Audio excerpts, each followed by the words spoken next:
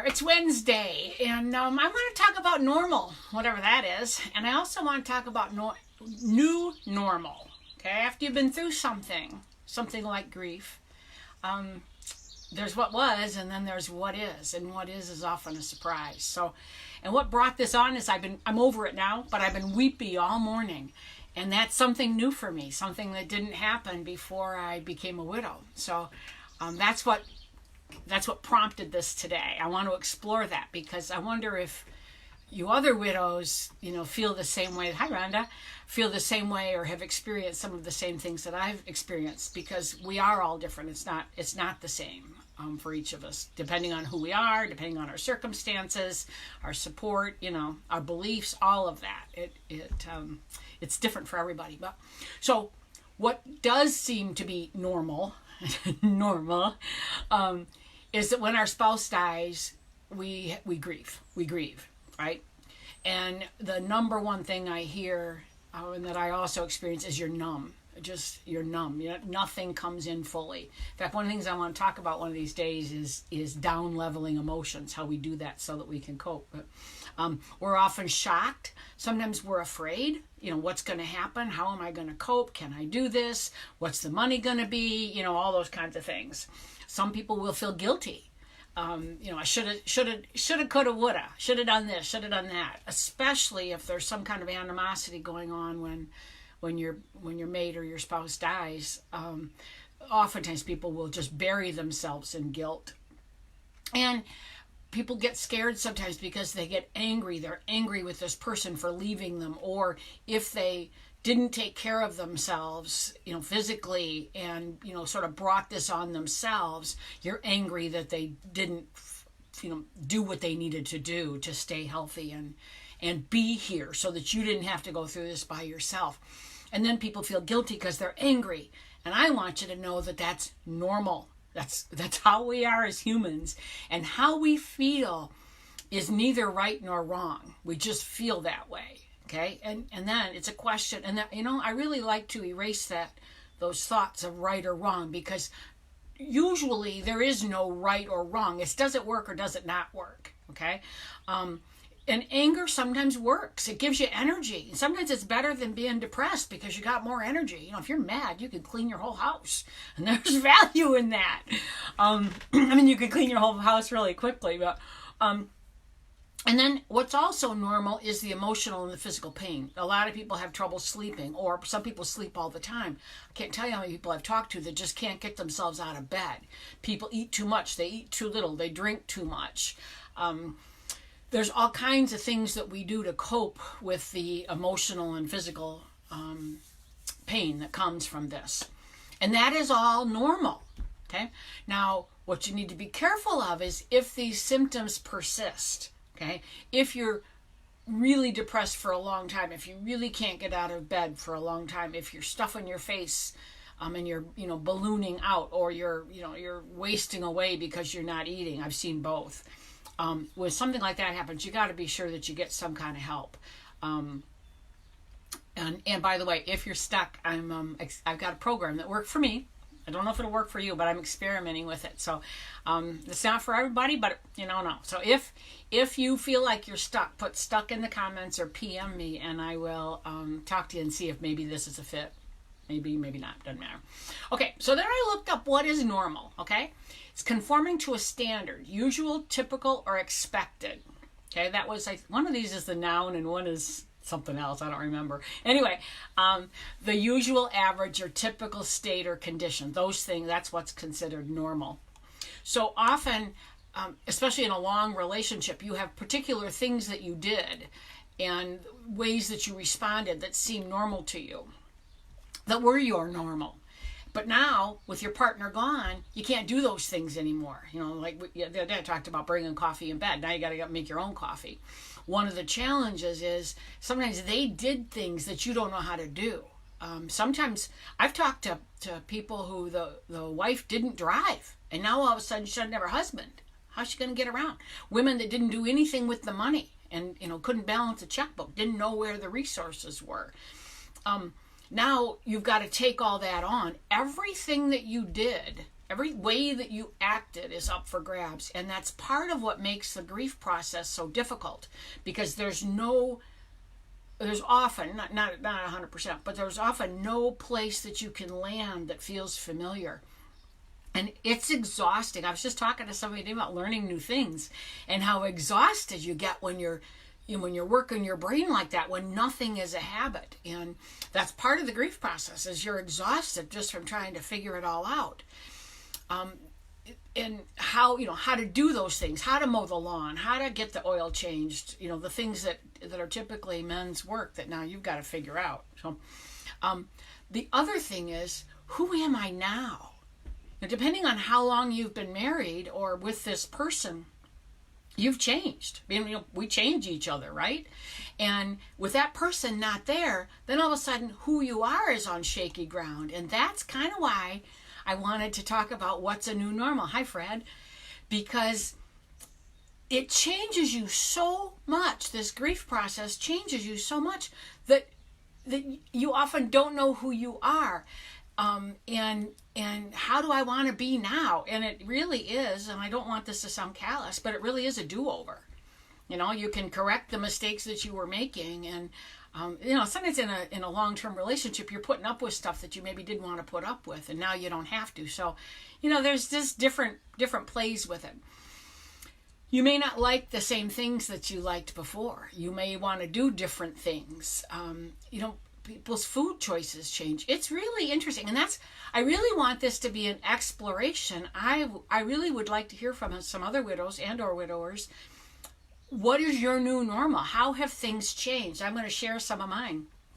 But, it's real easy to get triggered by things that you would have taken for granted before. And especially, seeing pictures. At one point, and I don't remember how far I was in the grief process, I put all the pictures away because they were triggering me. And I wanted to try to get some stability emotionally in my life. So I just put them away. And it was kind of interesting when I brought them back out and people's comments about that, but whatever. Sometimes when you're grieving and you're feeling all alone and you see people kissing and holding hands and couples that seem to be getting along, and that can trigger you and take you out, whereas it wouldn't have before. I remember recently where was I?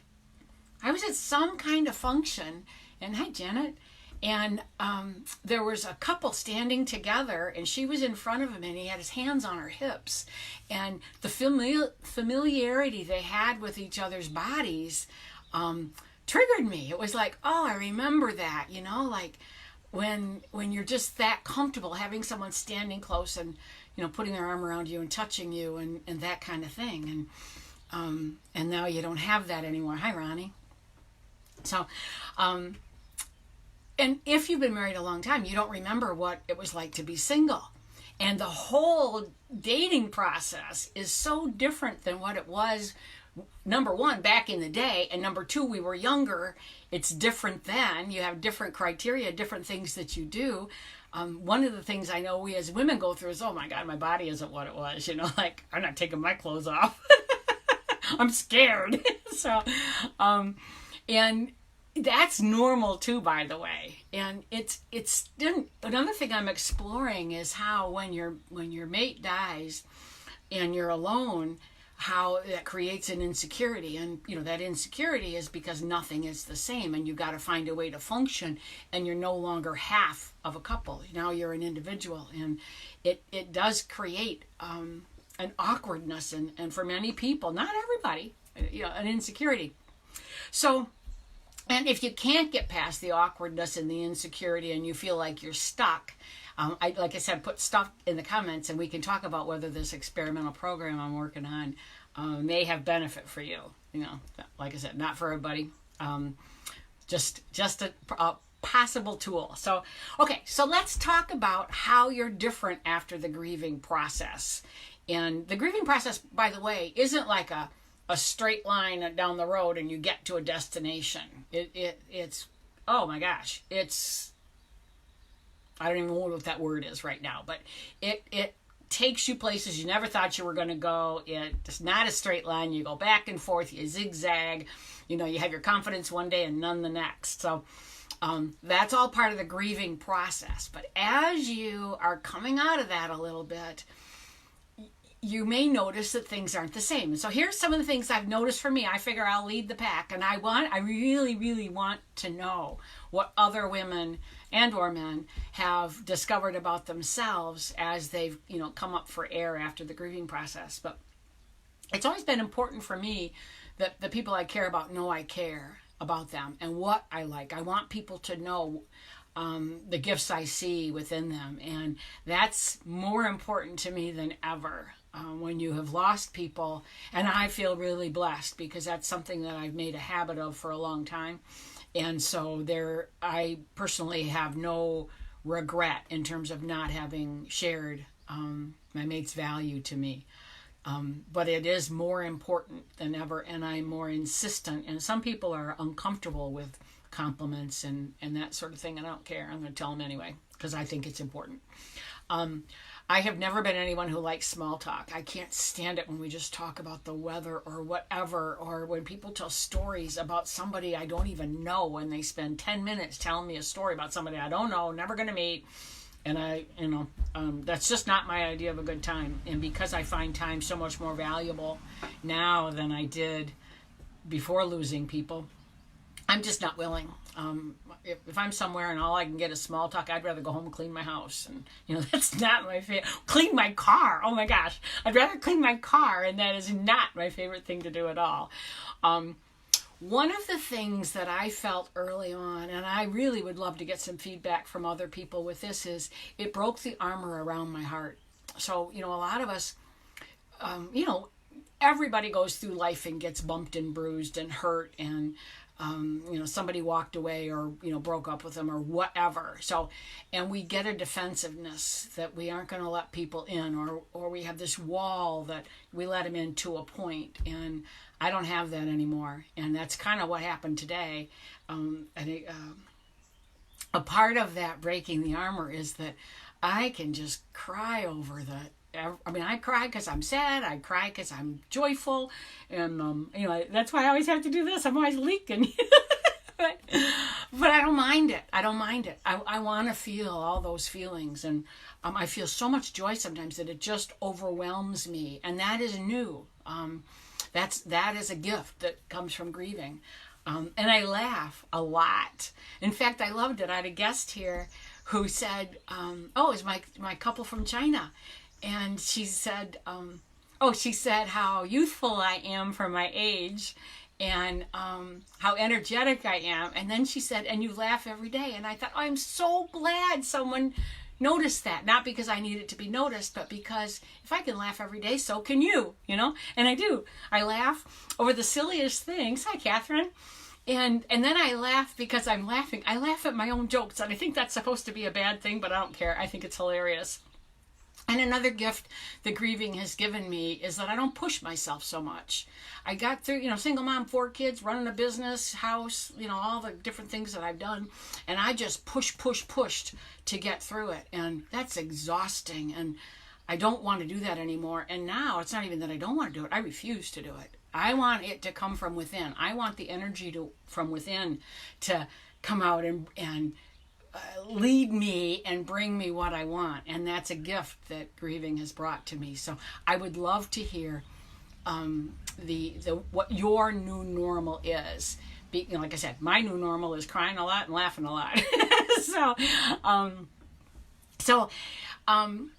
And the other thing that I'm curious about, and I don't know if this has to do with new normal, but do you find that people expect you to be the way you used to be?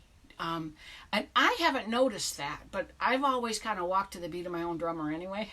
And so I don't know what people expect of me. And I didn't get any flack that way. But in the changes that you have made with grieving, I'm wondering about that. Do people lay their expectations on you to be how you were? I do know that a lot of people get a lot of flack about you should be over the grieving process and, this is the way to do it and all that nonsense. And I hope that you don't buy into that unless you're somebody staying in bed all day and super depressed and really not moving on with life. grief is a crazy animal that is not a straight line thing. And you're going to do it in your own way. I do hope you'll find support.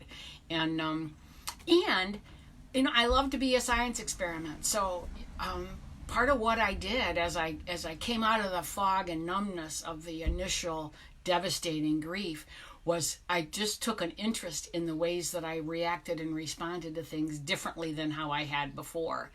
And I think that's, well, I don't even going to comment on that. But anyway, so I hope this is helpful. I really do this more than my other lives. If you are someone who's been through the grief process, I really would like to hear, and you can PM me because I don't want to invade anybody's privacy, but I want to hear what your new normal is, how you have uncovered different parts or different facets of yourself that weren't here before. I think that's fascinating.